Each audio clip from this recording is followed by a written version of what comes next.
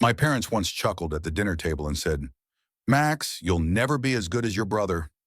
In that moment, I stood up and said calmly, "Then tell him to pay all the bills, because I'm done sending money." My mom's face twisted in confusion. "What money? We never received a single dollar from you." That denial cut deeper than the insult. "My name is Max. I'm 28, the oldest son, the dependable one, the person who always has a backup plan and the extra batteries. I'm the one who pays rent on time, who shows up early, who brings folding chairs to family cookouts because we always run out. If you asked my parents to describe me, they'd say responsible. If you asked for a second word, they'd say quiet. My younger brother Cole is the opposite. He's charming, the life of the party, the one with a grin that makes strangers hand him free desserts. He's the golden child, the star of every family update. Every phone call with relatives becomes a Cole highlight reel. New job, new car, some vague connection to someone in real estate who knows someone famous. He's proof, they say, that our family is doing just fine. I used to joke that I was the background music while Cole was the lead singer. But it stopped being funny when I hit my 20s and realized I was working double shifts while still showing up to fix their Wi-Fi, replace light bulbs, and cover grocery bills because my parents never asked how I was. They only asked what I could do.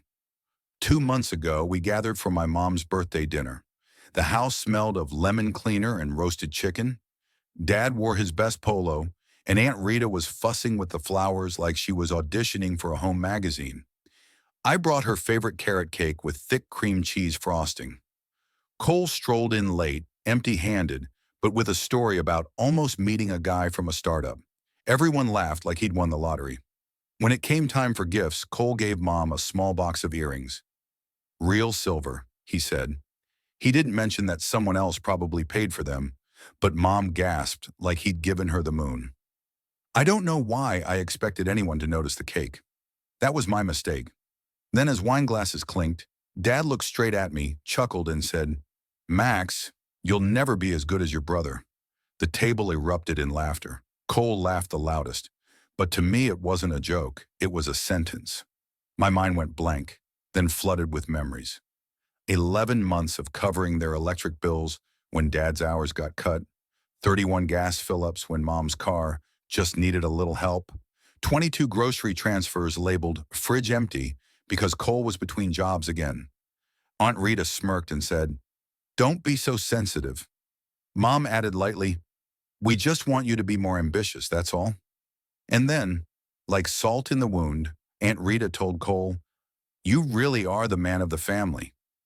My parents nodded. I froze. The word rely echoed in my head, and it hurt because I was the one who held everything together while they called me quiet and invisible. I cleaned up silently that night, boxed leftovers, wiped the counter. When Mom hugged me goodbye, she whispered, "Try not to be jealous of your brother." Outside, Cole clapped my shoulder, laughing. "Don't take it personal, man." But outside in the dark, I thought of the Zelle notification I'd sent that very morning. $220 labeled groceries. No thank you. No heart emoji. Just Mom texting, "Bring paper towels next time." We're out. I drove home in silence, opened my receipts folder, and stared at 4 years of transfers. Little green check marks, $80 here, $300 there, $900 once for an emergency. The total made me dizzy. The next morning, Dad left me a voicemail saying, "Don't be dramatic. It was just a family joke." But I realized the joke was on me. That Sunday, Mom texted about another family dinner and wrote, "Bring your checkbook," as if I was the family accountant. I'd been their safety net since I was 21 when Dad first asked for $120 to cover a power bill. Just until Friday. Friday never came. Neither did repayment. Month after month, it became a routine. $300 for utilities, $80 for gas, $50 or $100 for groceries. Over time, it grew into car tires, water heaters, even Cole's rent because of slow freelance months. By 24, I was sending them nearly $650 a month, sometimes more. Meanwhile, Cole got sneakers, drones, and gaming headsets delivered to my apartment because he used my address. And when I asked for a break, Mom swore, "We'll never ask again." That promise lasted 2 weeks. It wasn't just money, it was my time, my energy. I fixed their thermostat, drove Cole to interviews, edited his resume, all while listening to Dad's jokes about adulthood and Aunt Rita's dismissive comments that families aren't ledgers. But in our family, the ledger was in my pocket. The favoritism was blatant. If Cole bought takeout, Mom called him generous for weeks. If I covered their power bill for 2 months, she shrugged. We're all doing our part. They even rewrote history, giving Cole credit for repairs I had paid for. Thanksgiving, Mom told Aunt Rita, Cole handled the water heater, while I looked at the plumber's deposit in my bank app. I stayed quiet because speaking up meant being called dramatic.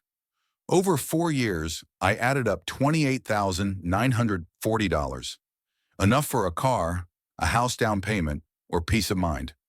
Instead, it vanished into a family system that drained me dry. I thought about printing the receipts, maybe confronting them, but I kept silent until that birthday dinner pushed me too far.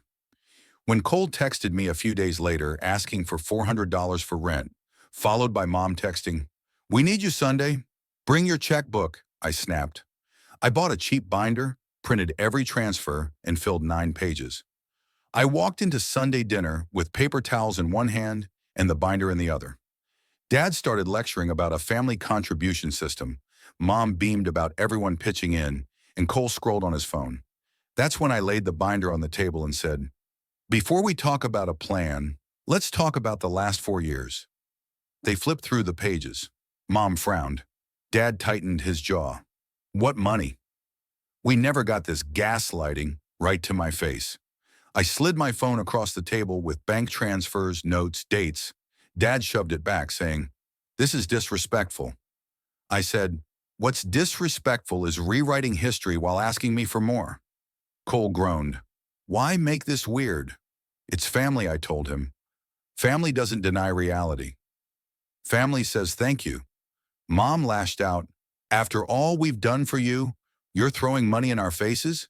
I said, "I'm not throwing it. I'm acknowledging it. I'm setting boundaries. No more transfers, no more emergencies. If you need help, you ask in advance." And no means no, Dad sneered. "So what do you want, a medal?" I replied, "No. I want fairness. I want peace. And if I'm never as good as my brother, then let him handle the bills." The silence was heavy. Mom snapped, "How dare you pit brothers against each other?" I said calmly, "You did that a long time ago." I told them I loved them, but I would no longer bankrupt myself, financially or emotionally, to earn respect I'd never get. Then I picked up the binder, left the paper towels, and walked out. They blew up my phone, missed calls, guilt trips, Facebook posts painting me as ungrateful. Aunt Rita ambushed me with coffee, calling it a misunderstanding. I asked her, "How is math a misunderstanding?" She had no answer. By Friday, Mom scheduled another family meeting. I declined. I muted the group chat. Instead, I redirected the money I used to send them into my own savings account. The first $300 transfer to myself felt like freedom. I booked a dentist appointment, called a therapist, and bought groceries just for me. Berries, salmon, even the fancy yogurt I usually skipped. I missed the illusion of family more than the family itself, but guilt slowly faded. Weeks passed, and their narrative shifted online. Mom posted, "Raising kids is hard when they forget your sacrifices." Cole posted sneakers with the caption, "Self-made." But I stopped engaging. Instead, I ran, I healed, I learned how to say no without explanations. And one Sunday, I drove past their house, saw the family gathered at the table with my chair empty, and felt both loss and relief braided together. That was grief, but it was also liberation. Because for the first time in my life, I wasn't the family's ATM. I was Max, a son, a man, and someone finally choosing himself. And that choice, more than money, was priceless. Welcome back to Venomous Vows.